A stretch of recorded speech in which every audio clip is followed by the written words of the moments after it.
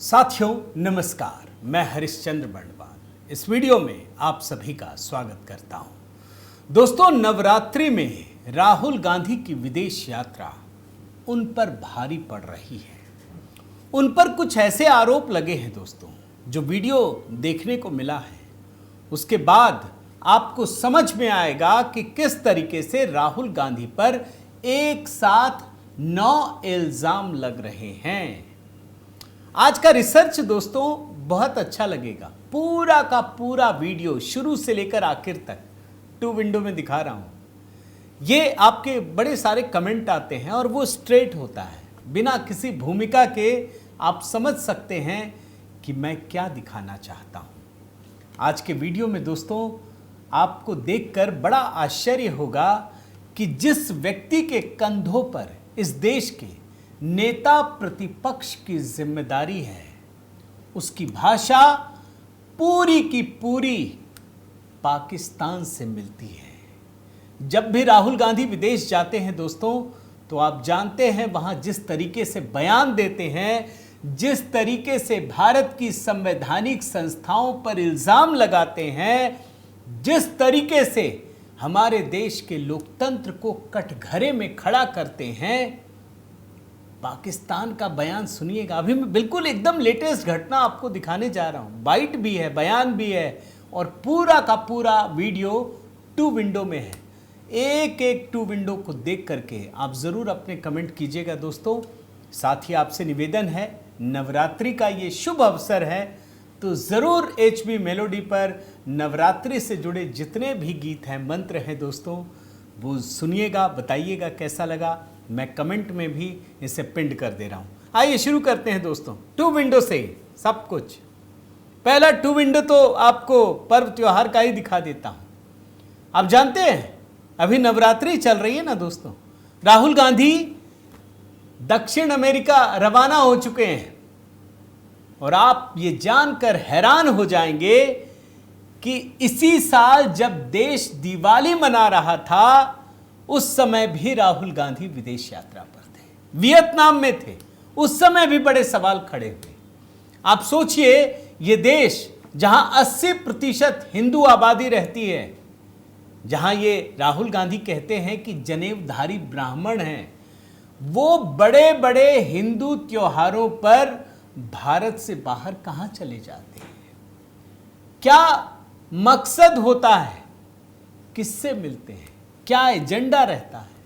भाई, भारतीय जनता पार्टी तो कहती है ना खुलकर, ये कोई ग्लोबल अलायंस बन रहा है। ये देश जिस समय उत्सवों में डूबा रहता है, उस समय ये अलायंस चलता रहता है। तो आप देखिए, मैंने ऐसे ही नहीं कहा नवरात्रि में 9 इल्जाम, अभी मैं गिन करके आपको दिखाऊंगा, ये बता रहा हूं दोस्तों। अब मैं आपको 2 विंडो दिखाता हूं। यहीं से ये पूरा का पूरा आइडिया जनरेट हुआ दोस्तों, जहां से मैं आपको 9 इल्जाम दिखाना चाहता हूं। ये जो 2 विंडो है ना, बयानों का है। आप जानते हैं शहबाज शरीफ जब कल परसों यूनाइटेड नेशन में संबोधित कर रहे थे, तो वही बातें कही दोस्तों, वही बातें एकदम राहुल गांधी और शहबाज शरीफ। कुछ आपको पता ही नहीं चलेगा। जो शहबाज शरीफ कहते हैं वही राहुल गांधी कहते हैं, जो राहुल गांधी कहते हैं वही शहबाज शरीफ कहते हैं। गौर से सुनिएगा। शहबाज शरीफ कह रहे हैं कि hate driven ideology such as India's Hindutva का नाम लेते हैं, वही राहुल गांधी कहते हैं भारत में। बयान सुनिए। Driven ideology such as India's Hindutva driven extremism pose a danger to the entire world. जो लोग अपने आप को हिंदू कहते हैं वो 24 घंटा हिंसा हिंसा हिंसा, नफरत नफरत नफरत, असत्य सत्य असत्य। आप हिंदू हो ही नहीं। देख रहे हैं ना, जो राहुल गांधी कहते हैं वही शहबाज शरीफ कहते हैं, जो शहबाज शरीफ कहते हैं वही राहुल गांधी कहते हैं, और दोनों को हिंदुत्व से नफरत है, हिंदू धर्म से ही नफरत है। भैया, इंडिया अलायंस में तो स्टालिन ने कहा था ना, इरेडिकेशन ऑफ सनातन धर्म। आज तक आलोचना नहीं हुई। और हिंदू पर्व त्योहारों पर तो विदेश जाते ही जाते हैं। मैं 9 इल्जाम शुरू करूं दोस्तों। उससे पहले आज का वीडियो बहुत इंटरेस्टिंग लगेगा। मैं पूरा 2 विंडो में एक दो तीन चार पाँच लोगों के बयान आपको सुनाता हूँ। पाकिस्तान के प्रति प्रेम कांग्रेसियों में कैसे मचलता है, पाकिस्तान के प्रति प्रेम एक साथ पहले दिखाता हूं दोस्तों, और उसके बाद 2 विंडो में इल्जाम की कड़ी शुरू करता हूं। देख लीजिए। ने नहीं कहा वो जो 33 देश जरूर और उनके लोग गए हों कि पाकिस्तान जिम्मेवार है। यूएन ने भी नहीं कहा कि पाकिस्तान जिम्मेवार है। अमेरिका ने नहीं कहा कि पाकिस्तान जिम्मेवार है। हम ही इकलौता है जो अपने छाती को पीटते हुए कहते हैं कि हाय हाय पाकिस्तान है जिम्मेवार। कोई मानने को तैयार नहीं है। हम कोई सबूत नहीं पेश कर पा रहे हैं जिससे कि लोग मुतमैन हो कि हम जानते हैं कि कौन सी पाकिस्तानी एजेंसी है जिसने ये हरकत किया है। ये नहीं बताया कि पहलगाम के बाद एक भी देश ने पाकिस्तान को नहीं कंडेम किया है। The second one is they are unwilling to disclose what the NIA has done all these weeks. Have they identified the terrorists, where they came from? On behalf of Prime Minister साहब, पाकिस्तान सब की मेरा बड़ा भाई, very warm. We have been waiting for this day for so long. Thank you. God bless. Thank you. Thank you. I am honored. I've been to Pakistan and I must tell you, I felt at home. 5 लोगों के बयान सुनाए दोस्तों, सुने ही होंगे कभी ना कभी, एक साथ मैंने कर दिया। मणिशंकर अय्यर, राहुल गांधी, पी चिदम्बरम, नवजोत सिंह सिद्धू और राहुल जी के गुरुजी सैम पित्रोदा या तो पाकिस्तान को डिफेंड करते हैं या फिर पाकिस्तान के साथ अपने प्रेम का खुला इजहार करते हैं, लेकिन पाकिस्तान के प्रति प्रेम जो है ना वो रह रह कर मचलता है। अब ये रिश्ता क्या है, ये कौन सा रिश्ता है भाई? एक सीरियल है ना, ये रिश्ता क्या कहलाता है। आज जरा मैं उसी को डिकोड करने जा रहा हूं। पहला इल्जाम आप देखते जाइए, 2 विंडो में ही सारा दिखाऊंगा दोस्तों।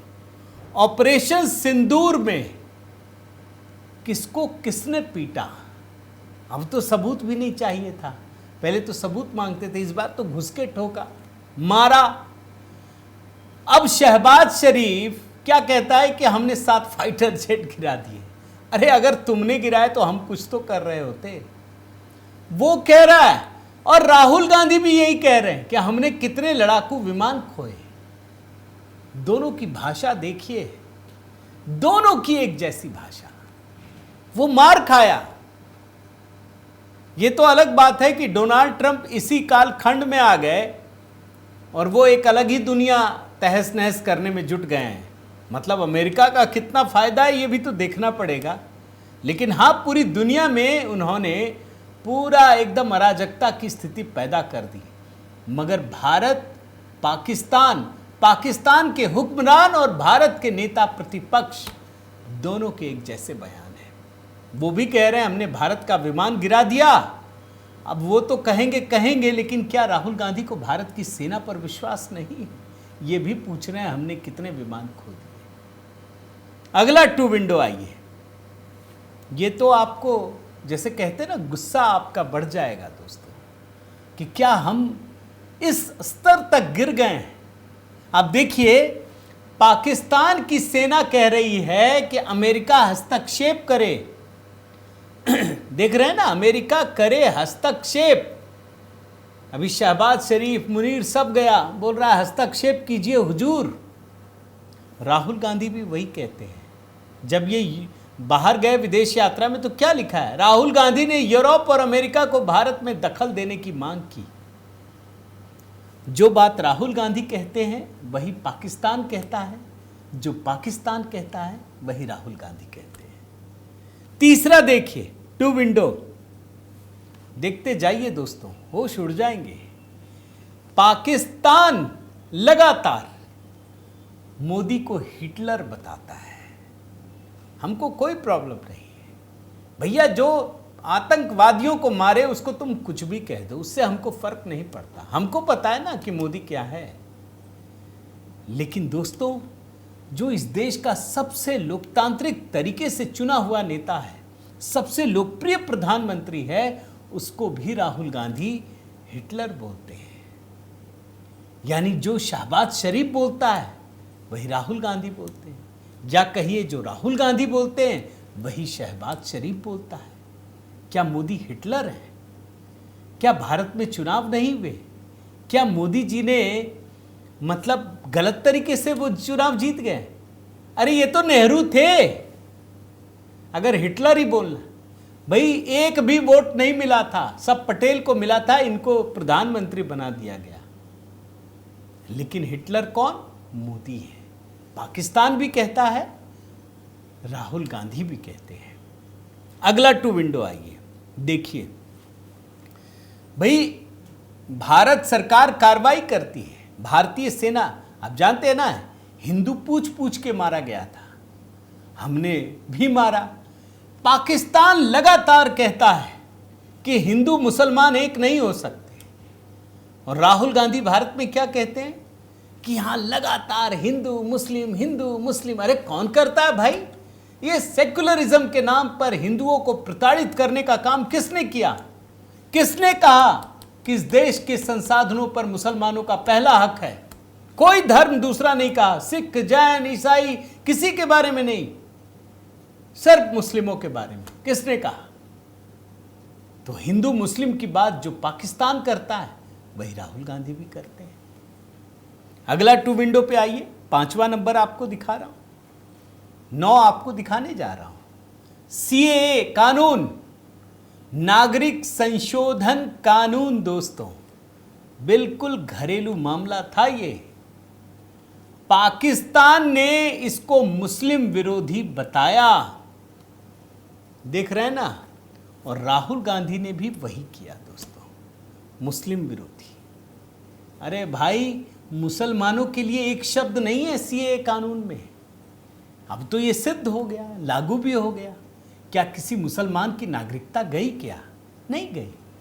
ये नागरिकता छीनने का कानून नहीं था, ये नागरिकता देने का कानून था। किसको? जिन अल्पसंख्यकों को पाकिस्तान, बांग्लादेश, अफगानिस्तान में प्रताड़ित किया जाता है।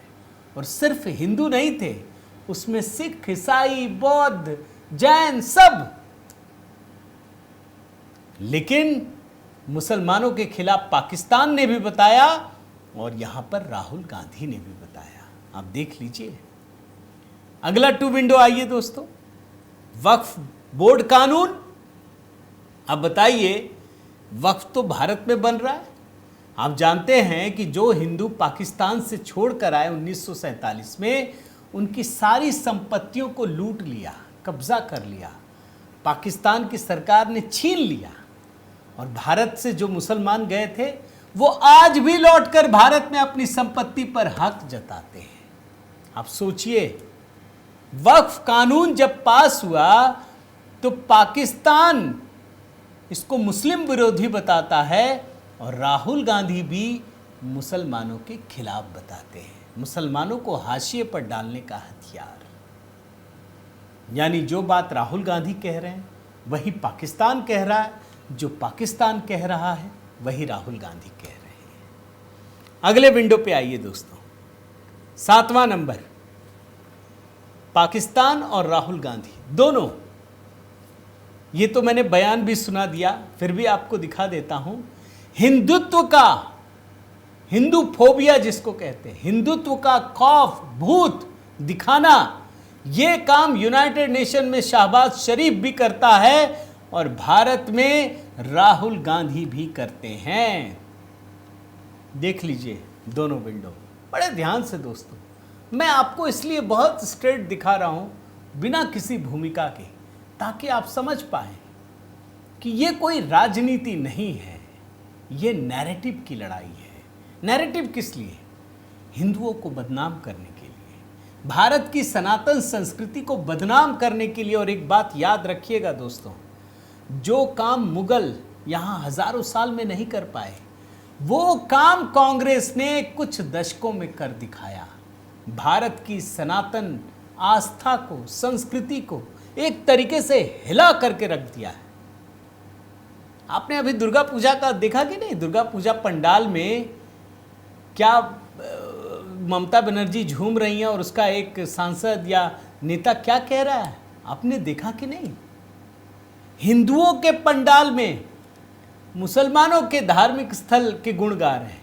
अरे भाई गाओ ना, जहां गाने की जगह होगी वहां गाओ। क्या ये काम पलट सकते हो? क्या किसी मुसलमानों के प्रोग्राम में जा करके आप हिंदुओं देवी देवता का गुणगान कर सकते हो? नहीं कर पाएंगे। तो हर धर्म की अपनी आस्था है, एक दूसरे के खिलाफ नहीं बोलना है, लेकिन क्या हिंदुओं को अपमानित करेंगे आप? यही हो रहा है। अगला 2 विंडो देखिए। आरएसएस, जब भी इस देश में संकट पड़ा ना दोस्तों, तो राष्ट्रीय स्वयंसेवक संघ ही काम आया और कोई नहीं आया। एक कांग्रेसी भी भाग रहे थे ना, तब आरएसएस काम आया। आजादी के पहले भी और आजादी के बाद भी जब भी इस देश में युद्ध हुआ, आरएसएस की भूमिका सर्वोपरि रही। और राष्ट्रीय स्वयंसेवक पर दोस्तों मैं आपको बताऊं, एक मेरी बहुत अच्छी पुस्तक आ रही है, स्वतंत्रता आंदोलन में राष्ट्रीय स्वयंसेवक संघ का योगदान। इंतजार कीजिए, बहुत जल्द आने वाली है, जल्द ये खुशखबरी भी दूंगा आपको। लेकिन उस आरएसएस को पाकिस्तान भी फांसीवादी संगठन बताता है और राहुल गांधी भी बाहर जाकर उसे फांसीवादी संगठन बताते हैं। बताइए, अरे कम से कम राहुल गांधी अपने नेहरू जी का देख लेते ना, कि 1962 के युद्ध में यही आरएसएस काम आया। इसी आरएसएस की वजह से कश्मीर का विलय हुआ, इसी आरएसएस की वजह से गोवा को भारत में विलय किया, हैदराबाद में संघर्ष किया। विभाजन से लेकर आपातकाल तक और सिविल डिसओबीडियंस, यानी जो महात्मा गांधी का असहयोग आंदोलन था, वहां से लेकर के अभी जो उत्तराखंड में भी आपदा आई ना, वहां पर भी आरएसएस का जो योगदान है, राहुल गांधी को जरूर देखना चाहिए। अब पाकिस्तान आलोचना करे तो कोई बात नहीं दोस्त, वो तो कर सकता है, लेकिन राहुल गांधी आरएसएस को फांसीवादी संगठन बताते हैं और यही शब्द पाकिस्तान भी कहता है। और आगे बढ़िए, और ये मैं आखिरी आपको दिखा रहा हूं, गुजरात का हवा, गुजरात दंगा का। भाई पाकिस्तान गुजरात दंगे की बार बार चर्चा करता है, वो गोधरा कांड नहीं बोलता, गुजरात दंगे की बात। और राहुल गांधी और सोनिया गांधी भी वही करते हैं। कोर्ट पे भरोसा ही नहीं है भैया इन लोगों को। अरे पाकिस्तान को नहीं है तो ना हो, लेकिन क्या राहुल गांधी को अपने देश की अदालतों पर भी भरोसा नहीं है? आपको याद है ना, सोनिया गांधी मौत का सौदागर, राहुल गांधी भी वही करते हैं। यानी बार बार गुजरात दंगे का भूत खड़ा करना और गोधरा कांड को भुला देना, एक ही पैटर्न है। अब आप सोचिए, नवरात्रि में राहुल गांधी अगर विदेश यात्रा पर जा रहे हैं, तो भारतीय जनता पार्टी अगर सवाल खड़ा कर रही है तो गलत क्या कर रही है? मैं चाहता हूं दोस्तों, ज़रूर कमेंट करके अपनी राय दीजिएगा। अगर आपने चैनल सब्सक्राइब नहीं किया है तो ज़रूर कीजिए, लाइक कीजिए, बेल आइकन दबाइए। और हाँ दोस्तों, HB मेलोडी, ये यहाँ लगातार गीतों का सिलसिला जारी है। अभी आने वाले समय में दोस्तों, नवरात्रि पे तो हमने लगभग 4 गीत तैयार किए। मंत्र है उसमें एक, वो मैंने पिंड भी कर दिया है। लेकिन आने वाले समय में राष्ट्रीय स्वयंसेवक संघ पर एक गीत, उसके बाद करवा चौथ पर भी एक गीत तैयार कर रहा हूं दोस्तों, फिर छठ पूजा, तो बहुत सारी तैयारियां चल रही हैं। अगर आपके कोई सुझाव है तो मेरा व्हाट्सएप नंबर भी है दोस्तों स्क्रीन पर, आप उस पर मैसेज कीजिए, कुछ भी कहना चाहें। और अगर हमारे ग्रुप से जुड़ना चाहें तब भी मैसेज कीजिए। किसी भी प्रकार से आप सहयोग भी करना चाहें तो जुड़ सकते हैं। बहुत बहुत धन्यवाद। जय सिया राम।